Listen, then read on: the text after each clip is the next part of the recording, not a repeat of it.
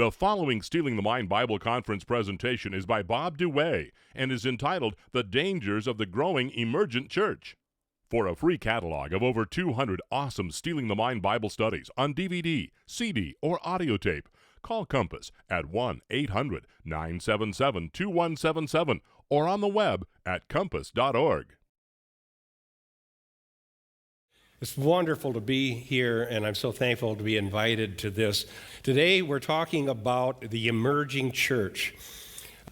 About 3 years ago, I started getting emails from people asking me about the emerging church. So what I did was I read Brian McLaren's book, A Generous Orthodoxy, and then I was quite dismayed about the book because of his refusal to say straightforward what he believes. And I wrote a critique of it and published it through our Critical Issues Commentary. That was in 2005. In January of 2006, I had a public debate in our own church in Minneapolis with Doug Padgett, one of the top writers and leaders of the Emergent Church. And what came of the debate was that it was obvious that we aren't even agreeing on anything. I've never debated a Christian I had so little in common with. What I'm going to do today is show you what the eschatology of the emergent church is. But I want to start by showing how they don't believe you can know what the Bible means. Here I'm quoting A Generous Orthodoxy, Brian McLaren. He asked a series of questions. How do I know the Bible is always right? And if I am sophisticated enough to realize that I know nothing of the Bible without my own involvement via interpretation, I'll also ask how I know which school, method, or technique of biblical interpretation is right. He continues to ask all these questions. What makes a good interpretation good? And if appeal is made to a written standard, a book, a doctrinal statement, or a common sense or scholarly principles of interpretation, the same pesky I who liberated us from the authority of the church, who sets the standard?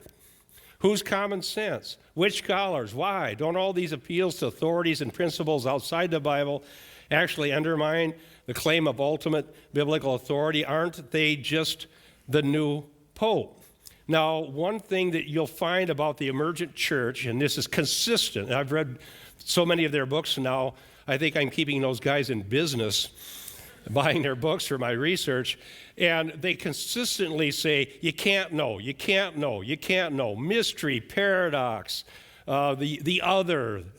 And so this whole disconnect between being able to take the Bible, read it, and be bound by the meaning of the biblical authors, that whole thing is rejected in favor of sort of a communal dialogue about various things that might be loosely associated with the Bible. Now, when I read this, I realized that this was the same thing that neo-orthodoxy did in early 20th century by saying, well, the Bible might be proven false, it has errors in it, so let's just take a leap of faith and just have Christianity disconnected from an authoritative and inerrant Bible.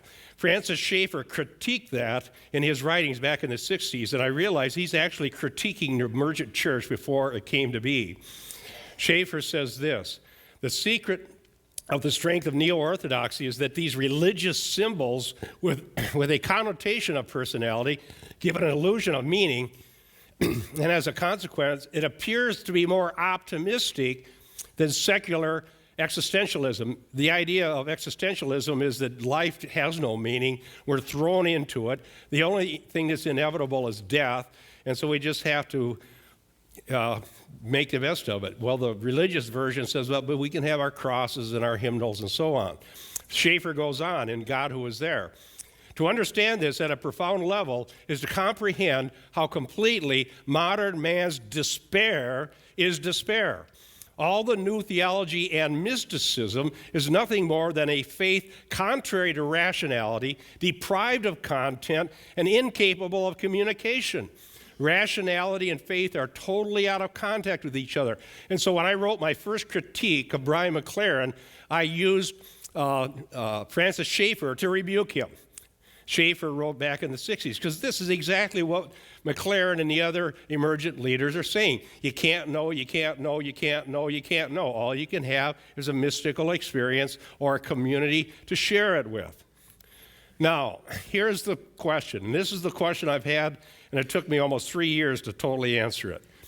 If it is impossible to know what the Bible means, why describe one's theology as a theology of hope? Okay, and that's exactly what the Emergent Church does. They say we have a theology of hope. And hope was one of the things McLaren had on the front cover of his book. But if you can't know the truth, you can't know scientifically what the world is like, you can't know hermeneutically what the Bible means, you can't know, what's hopeful? That sounds like the most hopeless thing I've ever imagined. Well, I found out why they have hope. It's because of their eschatology, and we're going to focus on that. Tony Jones is the director of the Emergent Village, and he's somebody I've met in person and emailed back and forth. And here's what he says in the preface of this book that he edited with Doug Padgett called An Emergent Manifesto of Hope. Here's what he says. He'd been talking to all these different emergent writers. There's 23 of them in this book. And he says there's one thing they believe, and here it is. And if there's one core conviction I can put my finger on, it's an eschatology of hope. What I mean is that the folks who hang around the emerging church tend to see goodness and light in God's future, not darkness and gnashing of teeth. Now, I told Tim a little bit earlier that he's going to be in my presentation. Here he is. Because these guys hate literal biblical prophecy. If there's one thing they consistently all reject, is what you and I believe, that God is going to come back, that there's going to be a rapture and a great tribulation, all these things. They reject it. Here's what he says.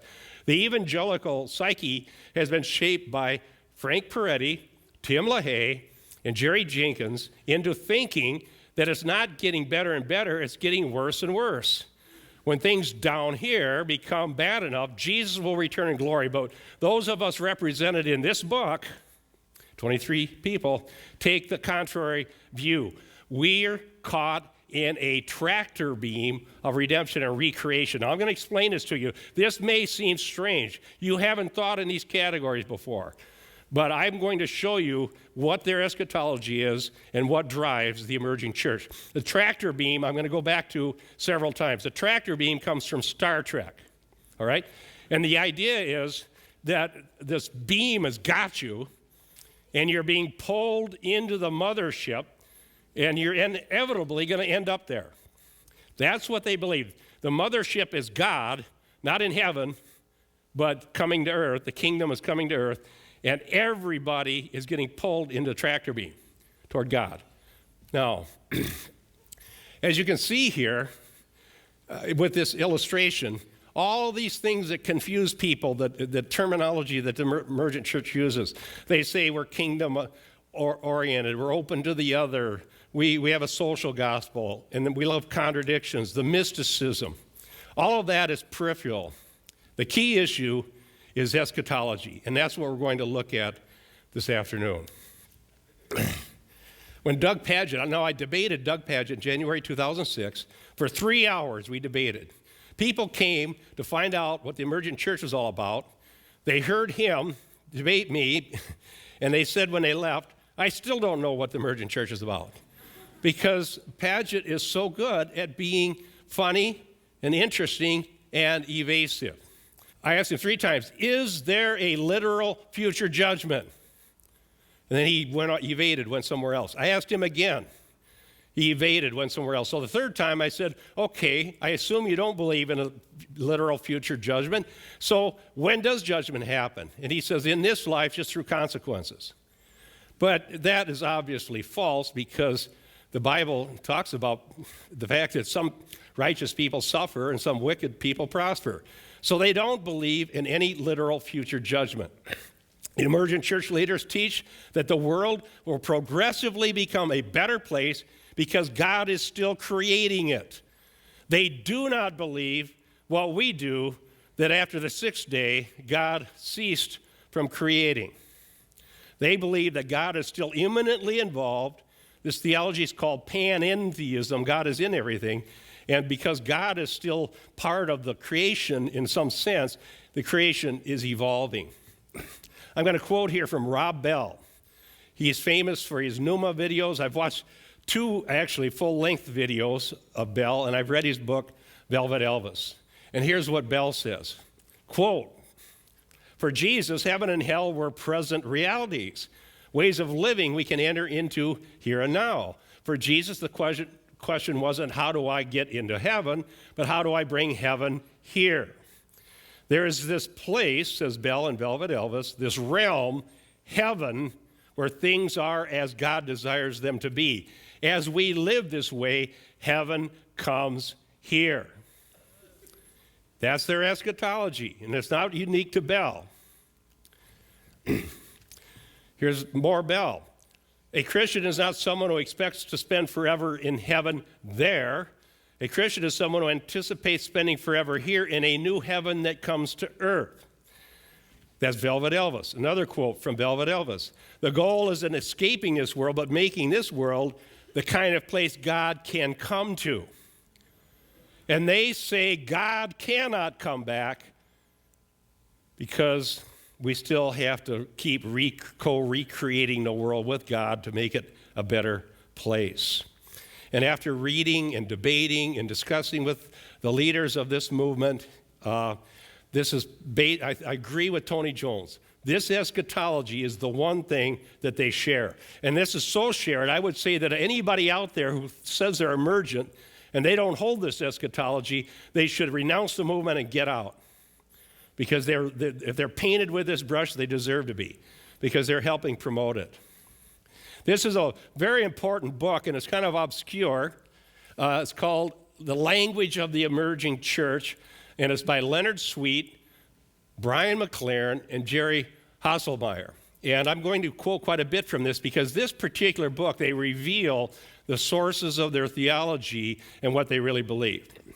Now let's look at this idea of emergence theory. The emergent church the term comes from a philosophy, and the philosophy is called emergence theory.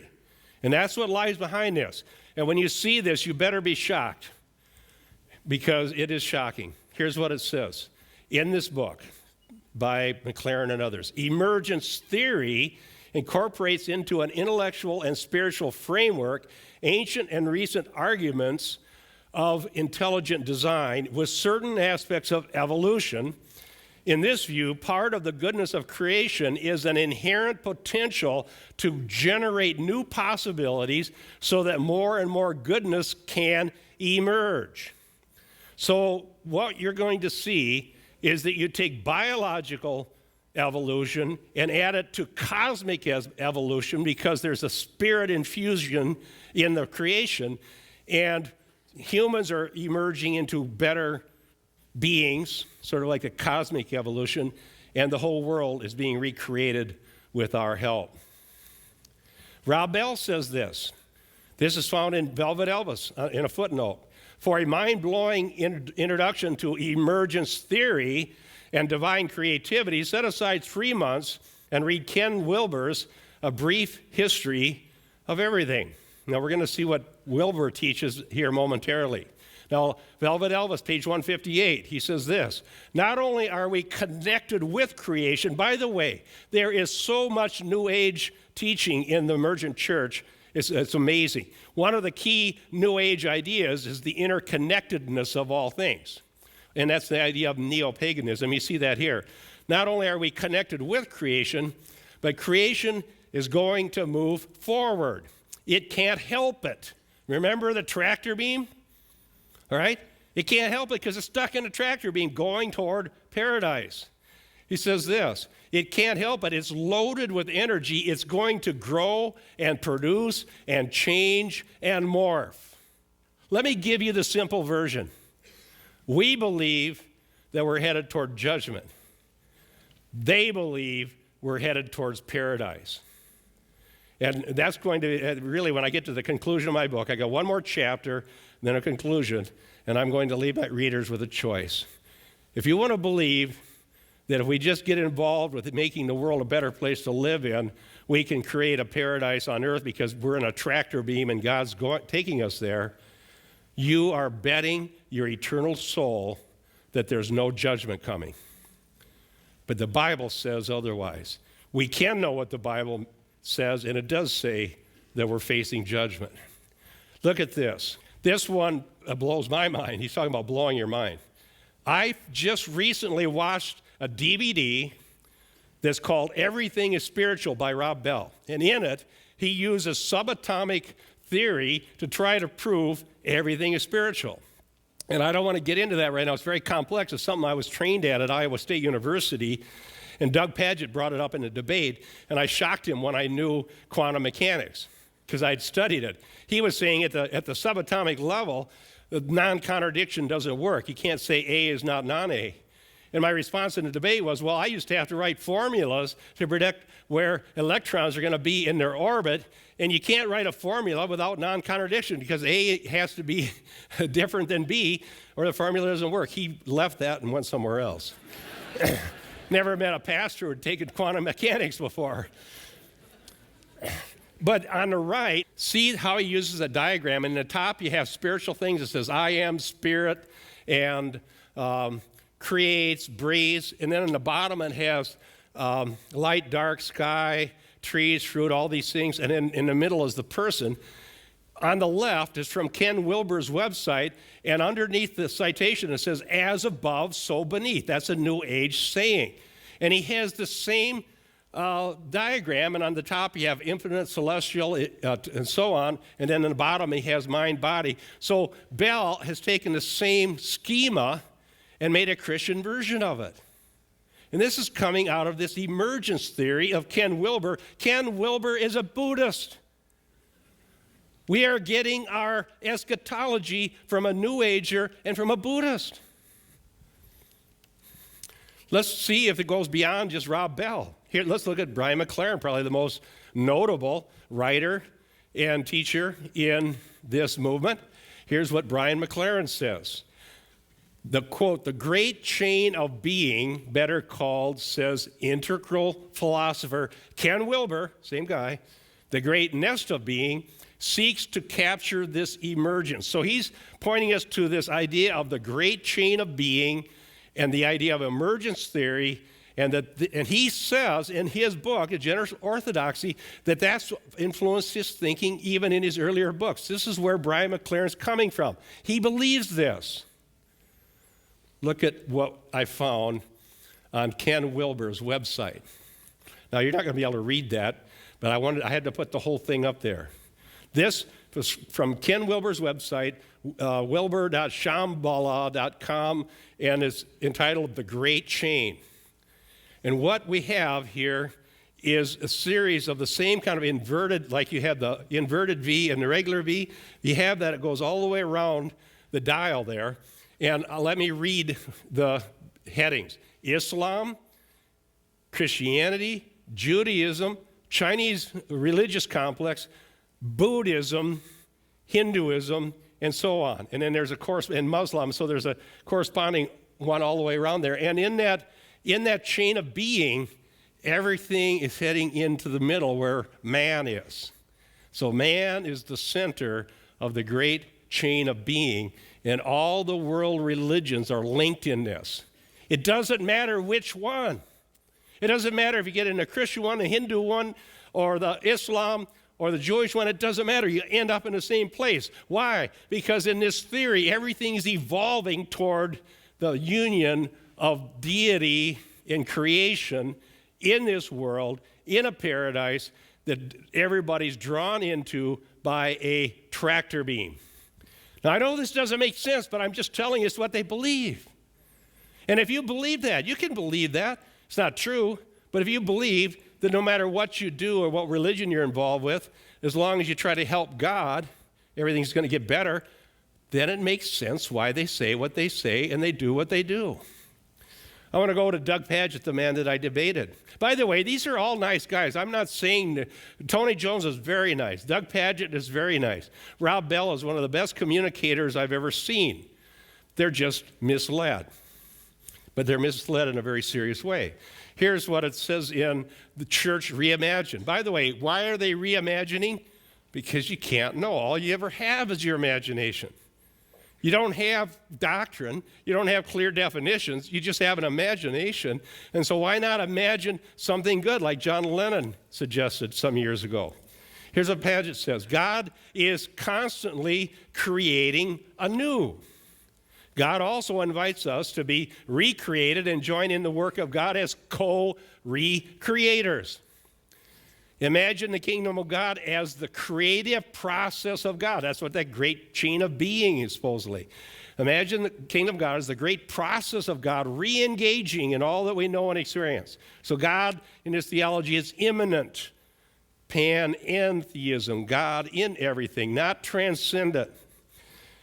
One more quote from Church Reimagined, page 185. When we employ creativity to make this world better, we participate with God in the recreation of the world. Do you see how diametrically opposed this is to literal biblical eschatology? The world is going to get better and better if we just help God make it that way. Dear ones, I'm telling you the truth. This is the product of 3 years of research, and they had this so buried and so hidden, it took me that long to get to the bottom of it. But I'm at the bottom of it. I'm ready to finish this book. If you have nephews and nieces, grandchildren, or children that are in this movement, and you think, well, at least they're in a Christian movement, think again. They are not in a Christian movement if you define Christianity the way the Bible does. Let's go back to our Brian McLaren generous orthodoxy. Listen to this. In this way of seeing, God stands ahead of us in time at the end of the journey, sending to us in waves, tractor beam, as it were, the gift of the present and inrush of the future that pushes the past behind us and washes over us with ceaseless flow of new possibilities, new option, new chances to rethink and to receive new direction, new empowerment. Everything is going toward God who sits in the future. Now that's the theological source of this movement. I discovered that over a year ago, and I've already got a chapter written on the theology where this comes from. It comes from a German theologian, several of them from the 1960s, who are using the Hegelian synthesis to construct a theology based on an eschatology in which everything is getting better. But I'm just going to deal with the philosophical aspect of it here this afternoon.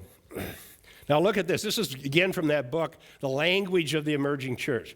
The end of entropy, and I don't know if you've studied this. I studied physics when I was at Iowa State, where I studied this quantum mechanics. Entropy is the principle that says that in any closed system, there's always a loss of energy. There's always heat loss. It's by this principle that we know the universe is not infinitely old, because if it was, it would already have died. So entropy means you can't make a perpetual motion machine. And these guys, see, here's what you need to know. They don't need proof for their ideas because they reject all foundations, all right? So all they have to do is construct an idea or a philosophy that makes sense in their minds. They don't have any proof of the end of entropy. If they did, come on, excuse me, make that perpetual motion machine, sit it here and prove that entropy is done. Because it would just work, but it won't. So they have no proof. Let's go back to that slide, the end of entropy. So that means things can get better if we don't have entropy. In the postmodern matrix, there is a good chance that the world will reverse its chronological polarity. Wow, does that sound cool? Chronological polarity, what does he mean? Let me tell you what he means. We're not going toward judgment, we're going backwards toward paradise, the Garden of Eden. We're going to paradise, not judgment. Back to the slide. We'll reverse this chronological polarity. Instead of being bound to the past by chains of cause and effect, we'll feel ourselves being pulled into the future by the magnet, the tractor beam, of God's will, God's dream, God's desire. Notice that God in this theology is stripped of his essential attributes. Rather than the sovereign ruler of the universe, you have a God who dreams and needs humans to help his dreams come true. That's not biblical. Back to this book, Language of the Emerging Church. This new vision sees the universe as only partially created, an unfinished symphony, a masterpiece in progress. In this eschatology, we are invited to be part of God's creative team working to see God's dream for the universe come true.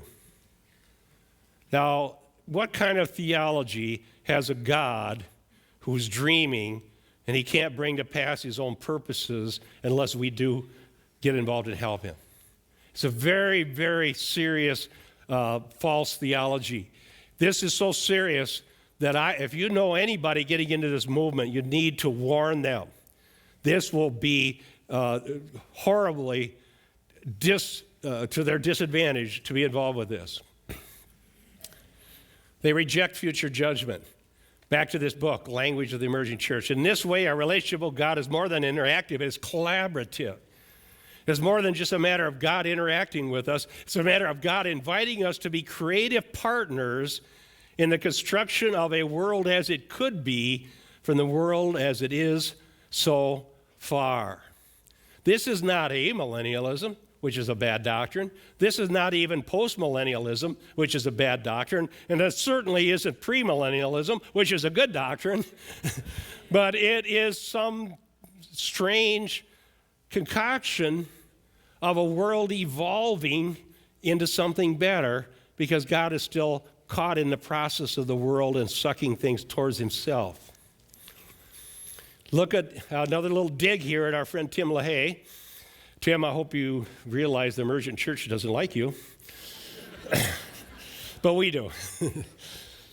In the new eschatology, modern charts, bizarre predictions will be left behind.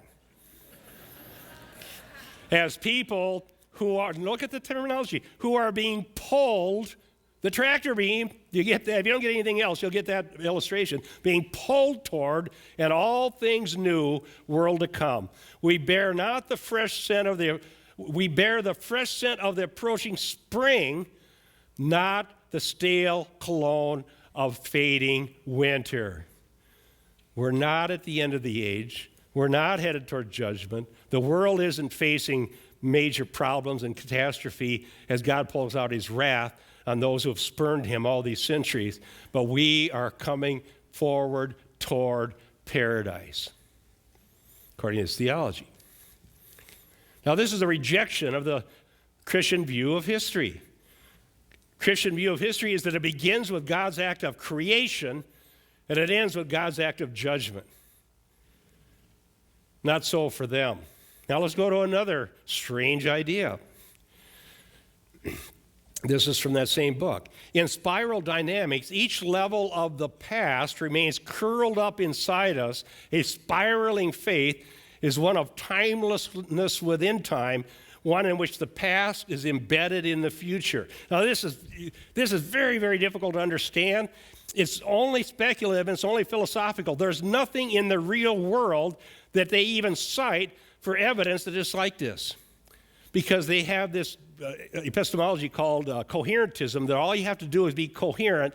You don't have to be attached to the real world. You don't need scientific proof. You don't need biblical proof. All you need is an idea that you can make cohere internally. So this is called spiral dynamics. So I did a little research, and I went and found a spiral dynamics website here called spiraldynamics.meetup.com. And this website is dedicated to people who believe in spiral dynamics. That's promoted by Brian McLaren, Leonard Sweet, and his Hasselmeyer. And this shows how you can go and find other people to dialogue with who also believe in spiral dynamics, which is very similar to emergence theory. And here, look at the list of the people that adhere to spiral dynamics. Alan Watts, Emergence, Ken Wilber, we just met, New Buddhism, Postmodernism, Eckhart Tolle, the Celestine Prophecy, the Seth Material, Consciousness, and Taoism. So you see this is really a broad-minded approach. it works for just about any religion. So the emergent church is, quote, Christian only because it sprung forth from Christianity by some people that didn't like it. What is sin in this model of eschatology? Listen to this. This is just so reminiscent of the New Age thinking of the 1980s that is still with us. Sin in this model, McLaren says in Generous Orthodoxy, can be understood as lower levels or rings resisting the emergence of higher levels or rings. Individual kingdoms or national or religious or ethnic kingdoms refusing to yield territory to the emergence of the larger reality, God's kingdom. So sin is anybody resisting what they're saying. And it's like the New Age were saying, well, the Christians are going to disappear because they're resisting the age of Aquarius and the higher order. Well, so here, the kingdom is this emerging thing being sucked into God's future. And anybody who says, no, I don't believe that, is sinning. You're resisting the tractor beam.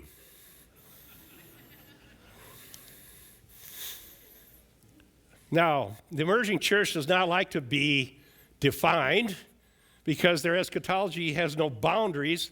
All is one. They don't have any boundaries like you saw in that circle. All of the religions fit in. There are no boundaries. In my debate with Doug Padgett, my first 20 minutes, I argued for 20 minutes that there are boundaries about how we come to God and that God sets those boundaries. Why do I spend 20 minutes describing that? Because I knew he didn't believe it. And he doesn't. There aren't any boundaries. The coming future is a paradise for all, irrespective of what they believe and practice, and therefore boundaries are harmful and restrictive. Now back to our chart. Notice now there's these peripheral things. What we'll find out is they're not all that important because you can do these things because it's helping God recreate, but if you don't, the future paradise is coming anyhow. You're just a sinner for not getting with the process. What about this idea of being missional? That's a hot term you hear nowadays. What's missional? Well, the mission is chosen based on the needs and priorities of a given culture. The target culture in America is that of young postmoderns who reject organized religion, are looking for an authentic religious experience in a community setting. So they give them that. They create a community, and they are very socially oriented. They are very relational, and they're rather egalitarian, and everybody gets to participate. And I'm not too worried about the fact that they have sofas instead of pews, and they have smells and bells and incense and icons. I don't like icons, but the key issue is this false doctrine.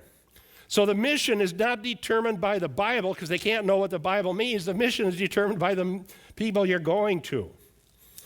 Here's how McLaren describes the mission in Generous Orthodoxy. Theology is the church on a mission, reflecting on its message, its identity, its meaning. Now, wait a second. It used to be we train people in theology and then we send them on the mission field, right? Find out what we believe, what's the doctrine of sin, what's the doctrine of God, what's the doctrine of redemption and atonement, and what do we proclaim, what's Christianity all about? So we know what Christianity is. We go to the lost people and we proclaim the truth of God and His Word. But now we don't even get a theology until after we go to the mission field. And the world determines the message of the church. That's what missional means. So we don't know what the church is because we need a doctrine of the church to know what the church is.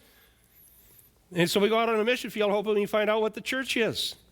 We don't know what the mission is. We just go out. Theology of contradictions. They love contradictions, all right? Look at this. This is Padgett. He really loves contradictions. This slide is directly from my opening address in our debate. And so he was sitting there turning rather red, and I was declaring these things, and I was quoting him to himself. So what does Padgett say, Doug Padgett say, church reimagined? So what is a church to hold of it? Is it a classic statement of faith? He doesn't believe in having a statement of faith. I suggest, says Padgett, holding to all the churches held throughout its history. If a belief is in harmony with historical Christianity, then it should be seen as a valid position. This means people will often hold contradictory positions, but that's a good thing. Now, a contradiction is not even understandable. You know what a contradiction is? A square circle. You can say square circle, but go out in your shop and make one. You can't do it because it can't exist, because definitionally A is not non-A at the same time and in the same relationship. A square has 90-degree corners and a circle has none. So after my 20 minutes, it was Doug's turn to rebut me. He asked us to put this slide back up. And he says, I like that. I like that statement. I thought that was a really good statement. I'm surprised you didn't like it. Well, a contradiction is meaningless. See, it means you can't know what the truth is. So they hold contradictions. How about the area of epistemology? How do you know what you know? That's what that is. Here's what McLaren says in his idea of Scripture. The purpose of Scripture is to equip God's people for good works. Shouldn't a simple statement like this be far more important than statements with words foreign to the Bible's vocabulary about itself? Inerrant, authoritative, literal, revelatory, objective, absolute, propositional. He rejects all of those. And these are not foreign from the Bible, dear ones. The Bible claims to be authoritative. It claims to be literal. Jesus said, not a jot or tittle will pass away until all things be fulfilled. It sets forth propositions. They hate propositional truth. Why? Because a proposition binds you to a certain meaning. A proposition is this: Jesus Christ was raised from the dead on the third day. Proposition. And it can be judged to be true or false. But they don't believe in the correspondence theory of truth. What's that? Well, the correspondence theory of truth is Jesus Christ is raised from the dead on the third day is true if and only if the event actually happened. But they did reject correspondence, so it doesn't matter anymore. So they have just thrown out rationality. So all we have is eschatology, but they have mysticism. I love this one. This is rich. I think every pastor would probably think maybe this would be much easier. He says, this is McLaren again in language, go abductive. Get rid of your inductive, deductive outlines and points and make your sermons pointless. Well, I know some pastors are pretty good at that, but I don't know that it should be a goal. Instead of asking yourself before creating a sermon, what is my point? Ask yourself, what is my image? So you just have an image. You don't have a point. Abductive means they have a thing about that. They see, because everybody's in a socially created reality in their thinking. Reality is constructed in a social group. So abductive is you're like an alien. You go get a person, you bring them into your reality and let them experience it. That's how they teach. They don't actually make propositional points. I'm going to show you how far this goes in their movement. This came right out of Paget's book, Church Reimagined. I asked him about this in the debate. How can you justify practicing yoga in a Christian church? Now, some people try to say, well, we just do the exercise, but not. This was the lady who wrote this section in his book is the person who leads the yoga class. Let me quote this. Our last poise of the evening is called Savasana, or corpse pose. The student lies on her back, letting the legs fall open as they will. The arms hang limp like empty coat sleeves. The face, the forehead, the space between the eyebrows all relax. The person melts heavily into the floor. This is in Church Reimagined. Eyes are closed. Breathing is rhythmic. I turn the lights off, and only the glow of candles and sometimes fireplace illuminates the room. This state of being is holy. It is at this time that we become closer to God, aware of our bodies, the divine. Here is a claim that practicing yoga will make you closer to God.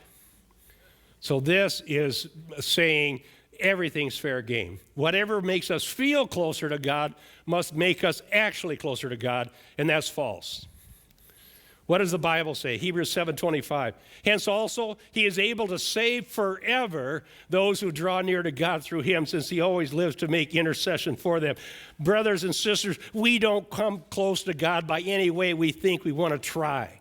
We can't use pagan techniques to get close to God. We can't use mysticism to get close to God. We must come through Jesus Christ. It says here he's able to save forever. We need saving because judgment is coming. And if we're going to draw close to God, we must do it through Jesus. No other way. Not through yoga. Amen.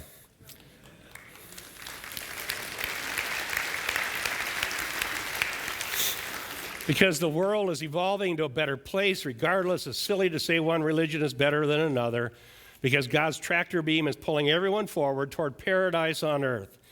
Therefore, a gospel with divine boundaries is a hindrance to their missional goals.